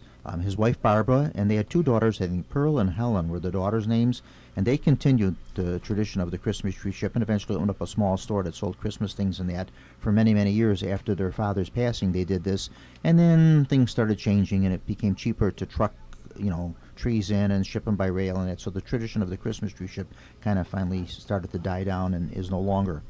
On the gravestone over here in Acacia Cemetery is Barbara Schuneman and Herman Schuneman. Both of their names are there, and there are little Christmas trees engraved on the stone. And people say when you do go by that stone, certain conditions are just right in the atmosphere, or like we were talking about earlier, right person, wrong person, right time of day, right event, whatever like that. People do smell the scent of pines and of Christmas trees. So that does happen. So sort of a little supernatural connection with that. Also, too, on Christmas Eve, on Christmas Eve, if you happen to be anywhere near the vicinity of Lake Michigan, some people say they can look out towards the lake, look out in the distance, and you can catch a glimpse of an old three-masted sailing vessel, wooden sailing vessel, which for 1912 was pretty outdated, but that's what the Rosamond was. They said they do catch a glimpse of that trying to make its way back into the Clark Street dock there for that one last trip, trying to finish that trip that it never did. So that's just a little story of the Christmas tree ship. Every year around Christmas time I like to do that. Okay. So you're kind of centrally located. Yeah, between a lot of good sites. We're a good location here. Yeah, that's really good. Yeah, historic sites. Where I live now, I live in Alsip now, and I lived in Summit for many years. I had 58 years. I lived in Summit, and then 3 years ago I moved to Alsip to senior apartments. I live out there now, and the closest cemetery I had to me in Summit was Resurrection. I moved to Alsip. I'm surrounded by 13 cemeteries. They're all around me there. I got St. Casimir. I got Holy Sepulchre. I've got Burr Oak Cemetery. I've got Lincoln Cemetery. A whole slew of cemeteries right around the area there. Yeah, just surrounded by cemeteries. So it's good for me because I get to do a lot of research that's close by in that and checking records out in that. I'm working on a couple of things now with a couple of the cemeteries and doing that. So, yeah, it's kind of cool. Like doing it. Research is a fantastic thing. You find out things you don't know, and it's amazing what you start coming up with. Cemeteries are our history. They're a record of they're not only our death records, a lot of times it's the records of our life. A lot of our lives are in the cemeteries and that kind of stuff like that. I go to older cemeteries. I can tell you what the Sears headstones were. Because years ago, people used Sears Roebuck and Company used to sell headstones through the mail, and I can always pick out the ones that were mail order headstones. Oh wow! You find a lot of that, especially like in smaller, like out in rural areas and that type of stuff like that. You'll find them in smaller cemeteries because people were too far away from a quarry or whatever like that. They would order headstone from Sears, have it shipped in. I don't know what it cost them to ship something that heavy in those days, but they did it. Probably not all that much, or they wouldn't have done it. But yeah, a lot of research into cemeteries. I think that's why I like the older ones. Just the headstones are so beautiful. Yes, they are. History, that's why I love Rose Hill. I don't know if you've ever been to Rose Hill Cemetery in Graceland. I love those cemeteries. The cemetery architecture there is just stunning. Yeah, John loves Rose Hill too. Every September he's in Rose Hill. He sets up his equipment there, and they do a broadcast from Rose Hill. We went to the one where the circus performers. Showman's Rest up on North River State. I worked right over there. Really? I worked right at the Toys R Us there. Woodlawn. Woodlawn Cemetery. Yeah. And actually, once again, Spirit Box, I picked up. You hear a voice saying "train, train."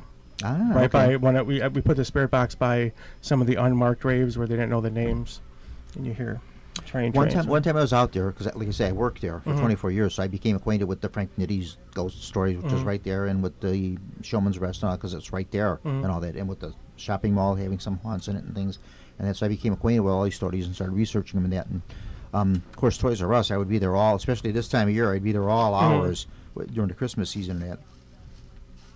A couple times I was out there, like one time it was in the summer, I was out there and I just smelled smoke, like this burning, like a weird, like an oil wreck type thing, it's like I could just smell it. Fire, and it's just awful. Almost like we could smell it on your clothes, like it was on you and all that, and nothing. I found no evidence of any kind of a fire or anything being in that area like that. And I always attributed that to the wreck of the Hagenbeck and Wallace circus train. And the other thing, too, is a lot of people stand there and they say they hear the animal sounds in there. But that is kind of an easy one to debunk. That one I did. I did myself one time early in the morning, like about 4:30 in the morning, I was over there.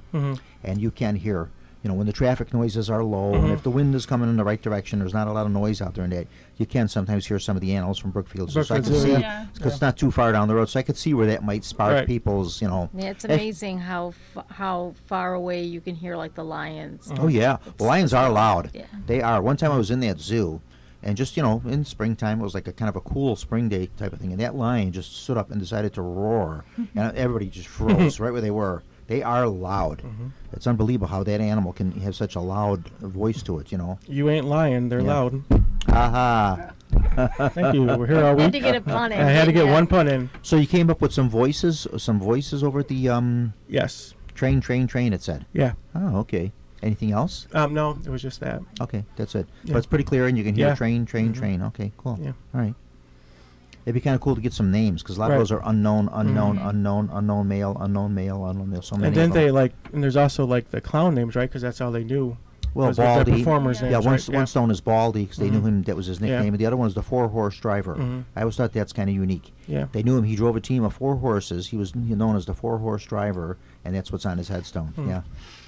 Yeah, that was 1918. You got to remember, in those days too, a lot of people went to the circus to escape. You could have been running away from a bad marriage. You could have been a kid running away from home and leaving and joining the circus, the old thing about that. Sometimes, too, somebody evading the law and joining up with the circus, and you used a different name or a different alias. And a lot of times they jumped from one circus to the next. You might work for Ringling Brothers, you might join Hagenbach and Wallace, you might join, somebody else, so they would do that. They would renegade to it. Unless you were a headliner. If you were a star performer at the circus, you'd be kind of signed to one circus. But a lot of the roustabouts and laborers and that kind of stuff would kind of jump from one show to the other and that kind of thing. So it was kind of easy to lose yourself in the circus. Yeah. Since it's kind of this time of year, I believe, do you have any stories of the school? Was it the fire, the children? Oh yeah, we just had the anniversary for that, Our Lady of Angels. Yeah. Our Lady of Angels. What was it? 62 kids? Yeah. No, 98. 98 kids and 4 nuns were killed in that fire. Yeah.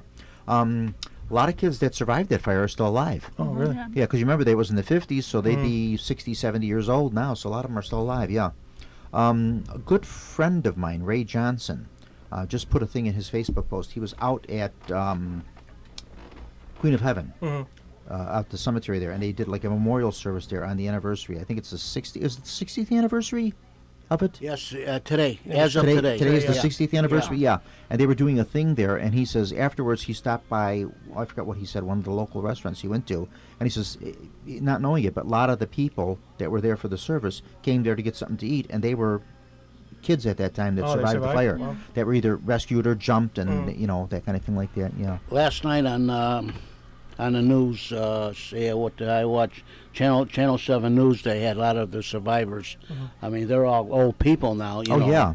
But a lot of them, what year was that, John? 51? 1958. 58. Yeah. 58. I would have been a year old myself. I was in Fort Bliss, El Paso, Texas when that happened. What were you doing down in El Paso, Texas in 1958? In the Army Reserves. Ah. That would have been, what was going on in 58?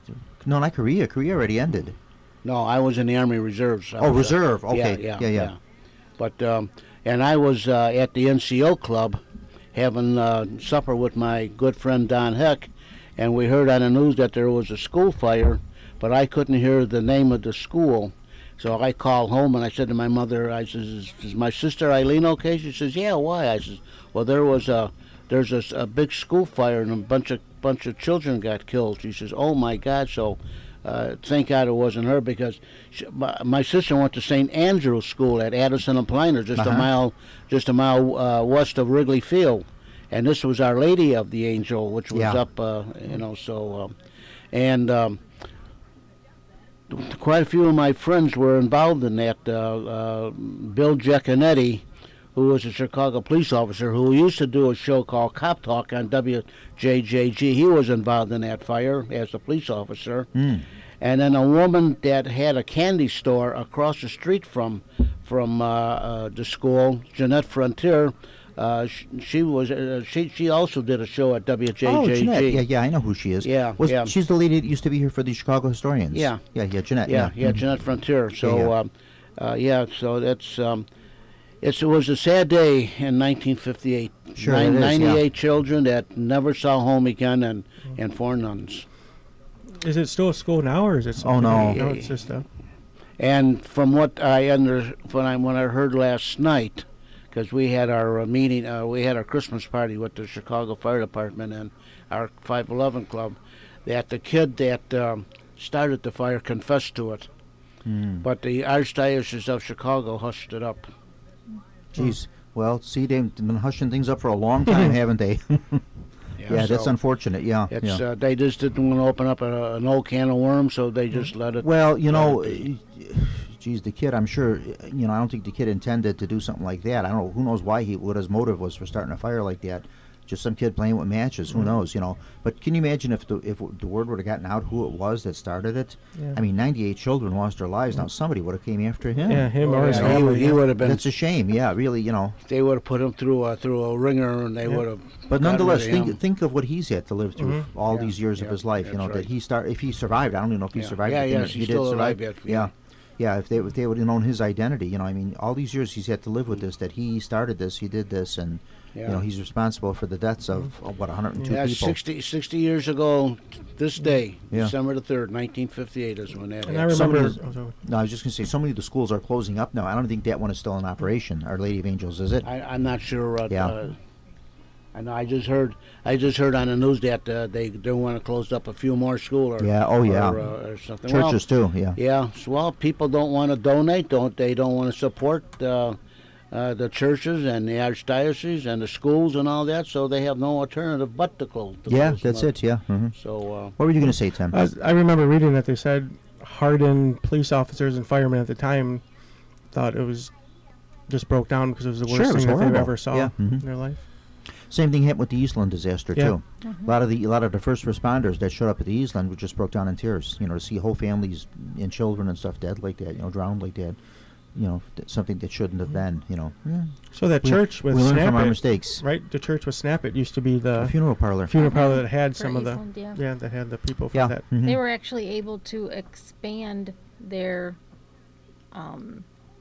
the funeral home because of how many How many funerals they yeah, did they did. that mhm. they did. that were victims from that Our Lady of Angels. Yeah. Hmm. Yeah. What a shame. Those kids never made it to Christmas, isn't No. it? When you think of that, yeah, those young lives. Yeah. Oh well. You know, you never know how many doctors or authors or people that have, you know, nurses or went on to discover things and invent things and that could have been lost, you know, in something like that. You know, they had the potential to go on and do good things. Oh well. And that's why they were saying when that recent shooting at the hospital, they said, you know, the nurses, they got killed. How many people now are they not going to be able to save because they were taken away? It's a shame. Yeah, It it is. really is when these things happen, and they seem to be recurring. Of course, now Our Lady of Angels, that was not a murder thing like Right, that. right. That was, you know, that was An accident. accident. Tragic. Yeah, something that was just, you know, a horrible thing. But then a good part of it too, when you start reading up on it and do your research on that too. That school was very old. It was wooden. It was not up to code. It wasn't Right. up to stuff. Of course, then right after that, all the codes came in and stuff like that. You know. Yeah, I remember the old school when I went to grammar school up to 5th grade. I went to a Catholic grammar school, and ours was an old building too, with wooden floors and wooden doors and everything in it and all that. And I thought today, yeah, today no, you know, you can't have any of that stuff because it's like a fire trap. Yeah, yeah. Huh. Interesting. Yeah, but I don't know of any paranormal activity ever happening there.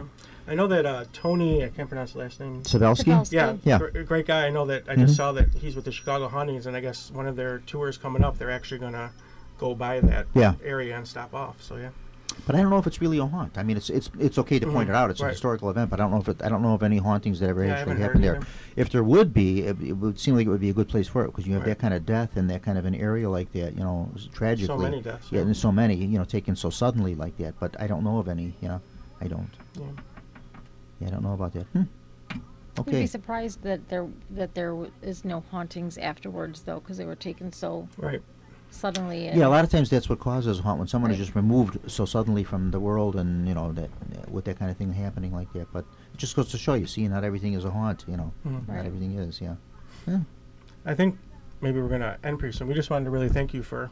Oh, having my us. gosh. We really appreciate it. Like, just No. you're very welcome to like all kind of new groups and very supportive. So we greatly Oh, yeah. appreciate the Mhm. opportunity. Yep.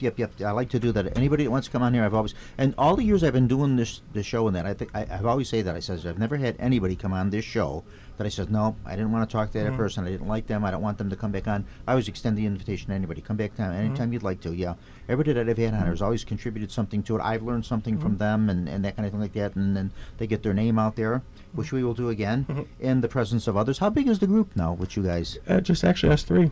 Oh, that's it, 3. Yeah. Are you looking for more people to come Yeah, into it, or we are. okay?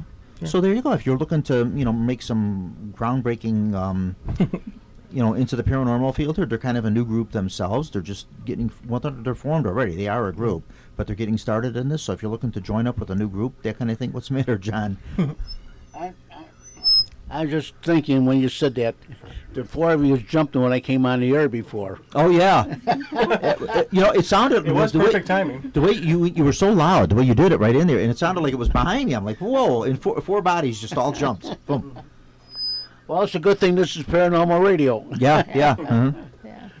So if they want to contact you, if they're thinking about joining the group, they can contact you through Facebook. Yeah, we have a group. Facebook. In the presence of others. Others Paranormal on Okay. Facebook. Yeah. In the presence then- of others paranormal. Our website should be going up too. Yeah, So- Nicole's Website, putting together okay. our website together. Good, yeah. That's where you get the word out about yourself, Yeah. and that's good. So, yeah, well, good luck to you guys. Yeah, thank you yeah. so much. Yeah, and that's great. It's nice too that you're working with other groups like Right. that too, because you pick up experience Yeah, we're from them more and than that. what- yeah. And it's nice to do. Yeah. Mm-hmm. And I think that we were actually nervous coming on, but I Oh, think no. but I know I was going to say other people have said that you're, and it's true.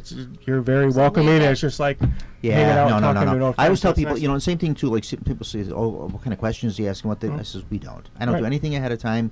It's just us talking, like we're sitting around the kitchen table talking. I like it to be very informal that way, and I don't do a lot of. I don't like it to be rehearsed. Like, well, gee, what year did you form in the presence of paranormal? Now, when did you join it? You know, I do ask some of those questions, but I don't like to do it. You know, so it's very scripted and very rehearsed. I like the show to go that way. I like doing them that way, Yeah. and I think it's a little more interesting It for is people very to welcoming, to yeah. listen to. So yeah, you guys come back on anytime Great, you'd like thank you to. so much. I know you came a long way, and I appreciate Yeah. that. You're from Crystal Lake and Aurora, Schaumburg. Schaumburg, and where are you? Rolling Meadows. Rolling Meadows. Yeah, you guys came. You got a long drive back now. Yeah. Jeez, Worth Louise. it though. It's worth it. Yeah. Yeah. That's all right. Out of my You almost schedule. drove as you almost drove as far to come here as you did to go to Oregon Yeah, to do pretty your much. investigation. Yeah. We should have done is just brought some equipment and Yeah, we should have, stopped off at the cemetery. Yeah, that's right. You would have been. Well, who knew? You didn't Yeah. know you were that close, did you? Yeah. And I think we did get started more with him coming on than we did actually at Converse Square. So.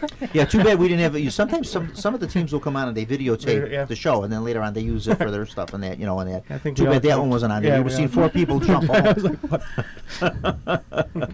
Funny how that goes. Okay, and I'm guessing too that everybody has another life outside of paranormal. Tim, what kind of work do you do? Actually, for the last 27 years, I work with developmentally disabled adults at Clearbrook. Oh, I'm okay. the activity manager for our SILA program. Okay. So. So you're with disabled adults. You work. Yes, with I adults, work not with. the I children. plan all the activities. We have 50 group homes, so I plan all the Oh, activities. And perfect. actually, Nicole is my assistant, and we joke that since she's my assistant at work, I make her kind of be my assistant. Ah, here, okay. too. That's a joke, but yeah, she works with me too. So. And Cheryl, what do you do? I'm a registered nurse for one of the major hospitals. There you go. One of the major hospitals, which we don't want to name. You know, now some people that do the I would love to. I don't know if they would want me to know the name. no, some people that are in the paranormal like this, that's why I didn't know. When I asked that question, I thought about it, but then after I asked it and everybody answered it with no problem. Some people don't like other people knowing who they are, and they actually have like a separate Facebook page. They'll have like their Facebook page with their on it, and then they have another page with their paranormal on it. Because he's no, I don't mind my work finding out that I'm doing this. And I'm thinking to myself, well, if you're really that embarrassed or Right. ashamed of what you're doing, you know, you're not doing anything Yeah. wrong. I You think know, Yeah. Nicole, like I you're said, not breaking Nicole, any laws or Nicole, anything. You know, my assistant, I think we get teased probably daily about yeah. catch any ghosts this weekend or stuff like that, which we're fine with. Oh, yeah, I mean, we yeah. left early. I Yeah. got a bunch of questions. Yeah, so. so. Yeah. I get that all the time Yeah. too. Yeah. So I see you were talking to Tony about the show, huh? Yeah. Tony's Yeah, great. Tony's a I- nice guy. He is. I used Very to call good. I used to call Tony Tim Conway. It was like how Tim Conway used to come on the Carol Burnett show just all the time Right. as a guest, and then finally like the last 2 years they realized, gee, why don't we just make him a regular on the show? You know, he's on here every week anyway. That's how Tony was. Whenever you know, Yeah. Tony just would show up, you know, or I'd ask him, hey, you want to come on the show? He'd come on, he'd bring a couple other people with Right. him like that. Yeah. But he's very busy now with the tours and all He that. is, yeah. And that, so he's doing that like full time. He does Yeah, that. Tony is the one that really helped get me Yeah, into me too. He was very Going into paranormal? Yeah, into it was- getting into the Yeah, Tony's a great paranormal. guy. He is He's a- really he is good. very Yeah, nice. he's Please a very gave nice me guy. gave me an in. Yeah. Yeah, Tony's a nice guy. He really is. Yeah, he's very good. I like Tony a lot. Yeah, very easy to get along with and nice and that kind of thing. Yeah, yeah, good. Well, okay. There takes care of that. Tim Jones, Cheryl Martinek, Yep. and Nicole Muscarell. In the presence of others. If you're looking to join a team and meet up with these nice folks here, contact them through Facebook in the presence of others. Leave them a message. Say hi. How you doing? I heard the radio show. You guys sounded good. we Like don't our page? there you go, like the page, that kind of thing like that. Contact them if you're in that area, or if you think you'd like to hook up with them. Go ahead. And we're very open, even if you don't want to go on a group. If you know of a location or even your house, and you want, people kind of to investigate it, we do it for no charge. We're just here to help and grow, I think, as a team and in this profession. So. Oh, we got locations. We have a Yeah. lot of locations. We got locations all over the place. Yeah. Okay, thank All you, right, folks. thank you. We really And Thank please, you. please come back anytime you'd like to. Yeah, like I say, I Definitely. know it's not close for you, so I'm not expecting you to come like next week or anything. Of course, we only do the shows once a month, but yeah. Okay, that's going to be it for today. Everyone have a wonderful Christmas season. What are we? Today's December 3rd, so we just got a little time for that. Thank you so much for listening to Paranormal Radio. It's an absolute joy to come here once a month like this and talk with nice folks like these we just had on here tonight. And Thank you for listening, and look forward to doing a show with you in January. Everybody have a wonderful Christmas season. Happy New Year. Don't forget to visit Midnight Terror if you've got nothing else going on the 14th, 15th, and 16th. I know this is a very busy season. We got all kind of stuff going on. 5520 West 111th Street. Stop by on the 14th and 15th. I'll be sitting out there doing palm readings with them. Visit their Christmas haunt for something alternative for the Christmas holidays, and continue listening to all the other shows on the Windy City Network. Meet the Chicago Historians, Donna Sports, Chicago Junction, Armchair Experts, Wealth and Wisdom. Follow us on YouTube, and also follow us on the Windy City Network at www.windycityhometown.com. Thank you so much, folks. Have a wonderful night and a wonderful holiday season. And on behalf of the entire staff of the Windy City Hometown Entertainment Network, I want to wish everybody a very, very, very, very Merry Christmas, a Happy New Year, and let's hope 2019 is going to be a better year than 2018.